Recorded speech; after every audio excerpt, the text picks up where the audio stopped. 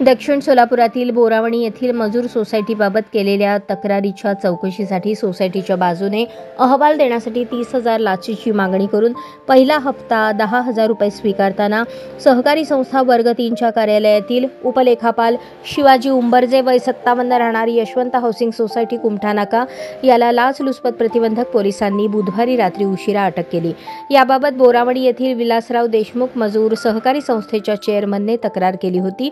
या चेअरमनच्या मधुर संस्थेविरुद्ध त्यांच्या पत्नीने सहकार संस्थांच्या सहाय्यक निबंधकांकडे तक्रार केली होती। या तक्रारीवरून सहाय्यक निबंधकांनी संस्थेची चौकशी करण्याचे आदेश दिले होते। या संस्थेची चौकशी करून अहवाल सादर करण्याची जबाबदारी उपलेखा परीक्षक उंबरजे यांच्याकडे देण्यात आली होती। त्यावर चेअरमननी त्यांच्याशी संपर्क साधला। संस्थेच्या बाजूने अहवाल देण्यासाठी उंबरजे आणि 30,000 रुपयांची लाचेची मागणी केली। पहिला हप्ता 10,000 घेण्याचे मान्य केले। याबाबत लाचलुचपत प्रतिबंधक विभागाकडे तक्रार केल्यानंतर विभागाने 15 एप्रिल रोजी पडताळणी केली।